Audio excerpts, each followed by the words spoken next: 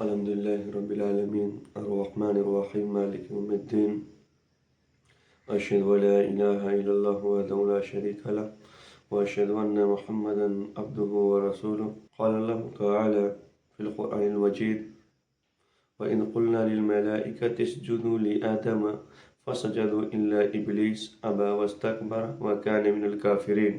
آئیے ہم دیکھتے ہیں کہ آخر وجہ کیا تھی کہ اللہ رب العالمین نے آدم علیہ السلام اور حوا کو جنت سے باہر کر دیا، جنت سے اتار دیا۔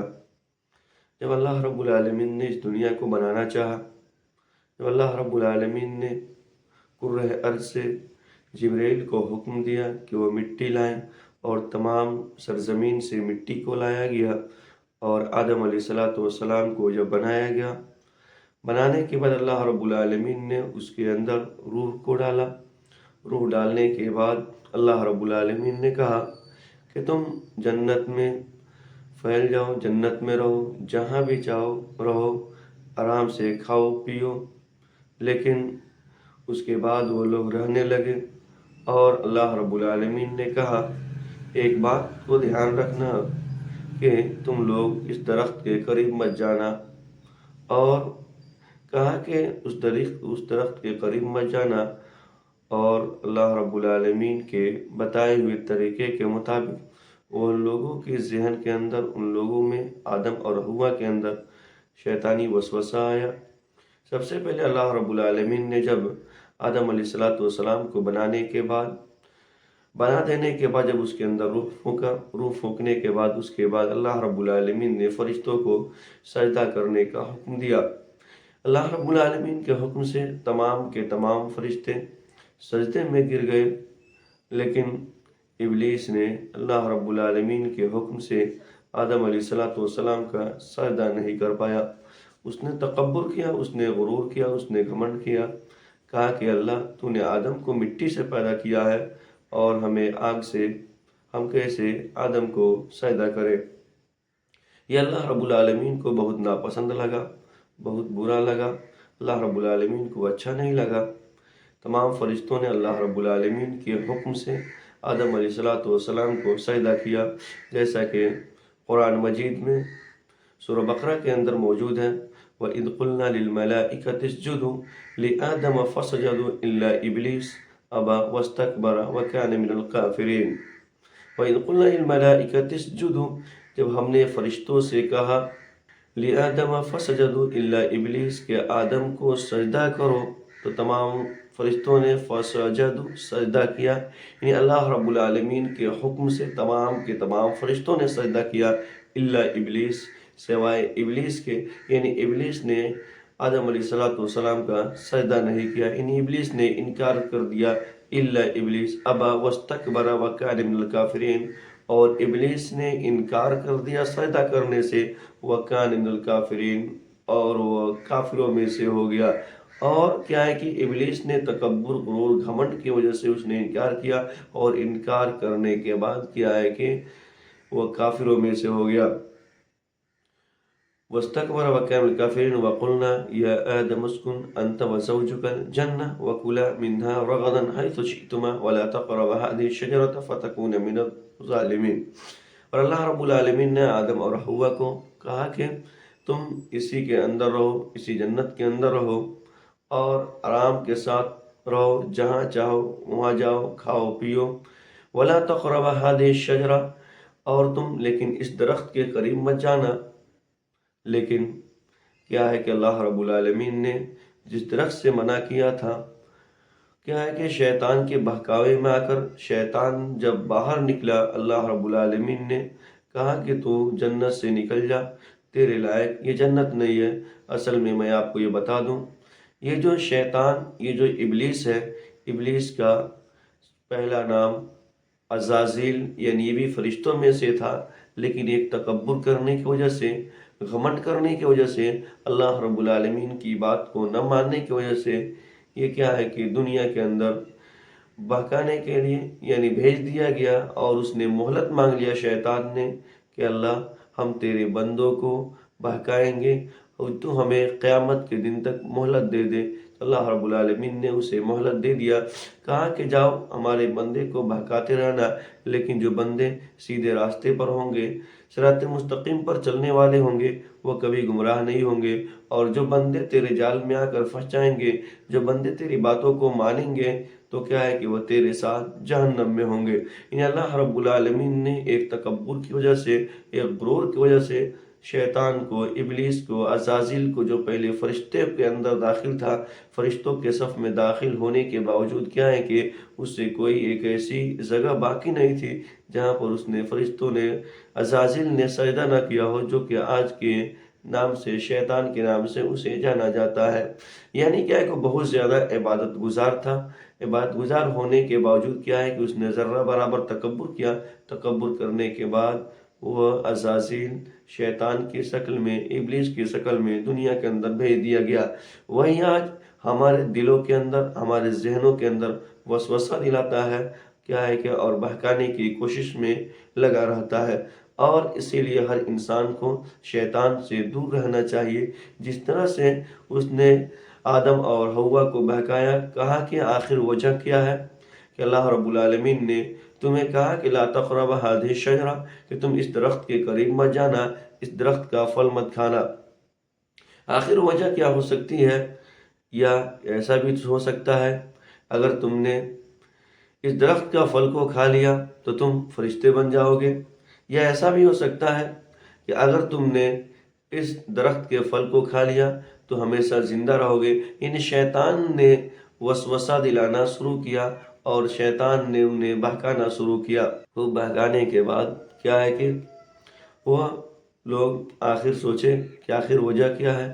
وہ لوگ گئے اور اللہ رب العالمین نے جس درخت سے منع کیا تھا، ان لوگوں نے اس درخت کے پھل کو کھا لیا۔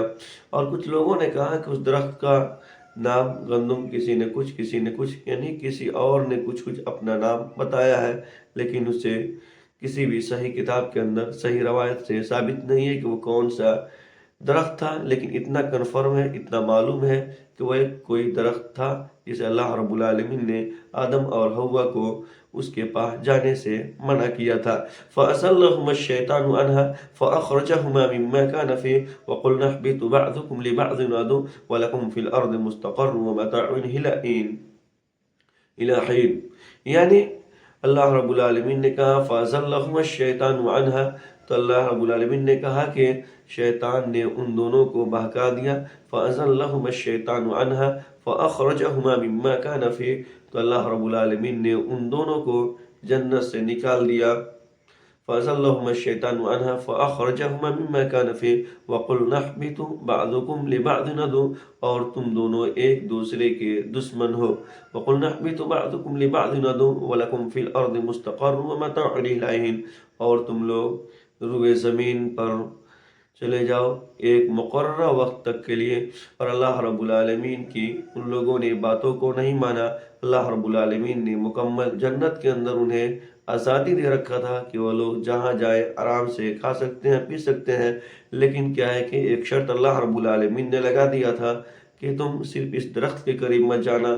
لیکن کیا ہے کہ ان لوگوں نے سوچا آخر وجہ کیا ہے؟ فرشتوں نے بہکایا کہ اگر تم اس درخت کے پھل کو کھا لو گے تم بھی فرشتہ بن جاؤ گے، یا اگر تم اس درخت کے پھل کو کھا لو گے تو تم بھی کیا ہے کہ ہمیشہ ہمیشہ کے لیے زندہ رہ جاؤ گے۔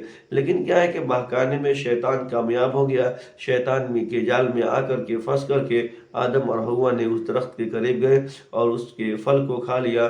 یعنی شیطان نے ان دونوں کو بہکا دیا، بہکا کر ان دونوں کو نکلوا دیا۔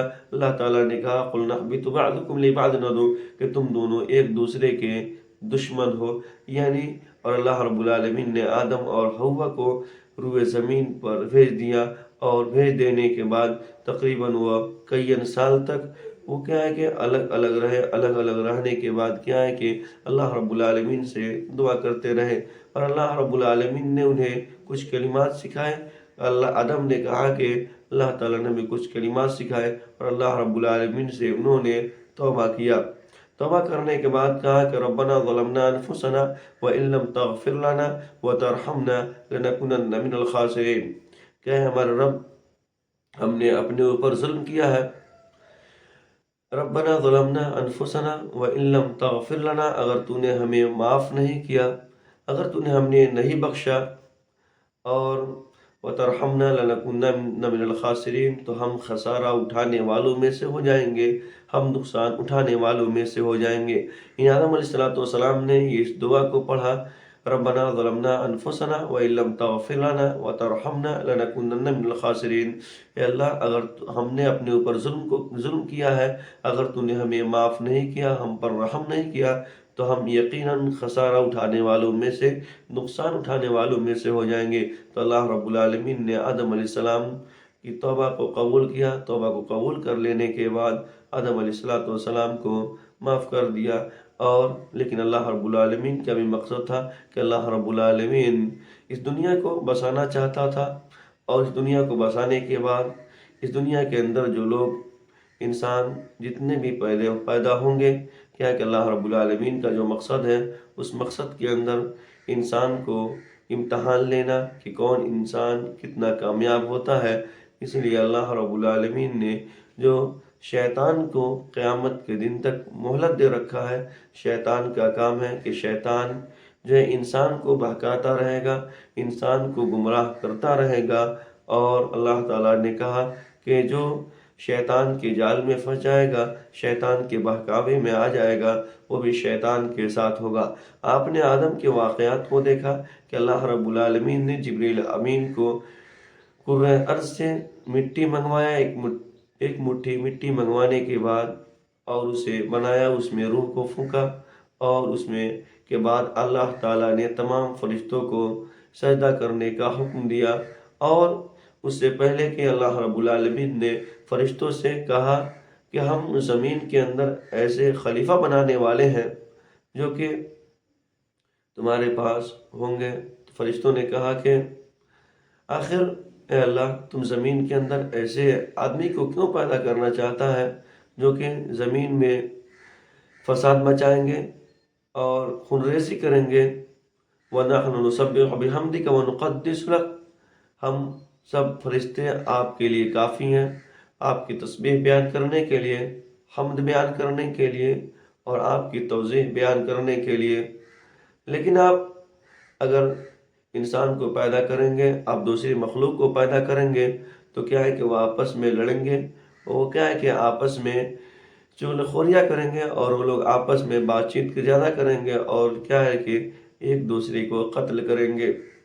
लेकिन अल्लाह रब्बुल आलमीन ने कहा, इन्नी अअलमु मा ला तअलमून, कि बेशक मैं जो कुछ जानता हूँ तुम नहीं जानते हो।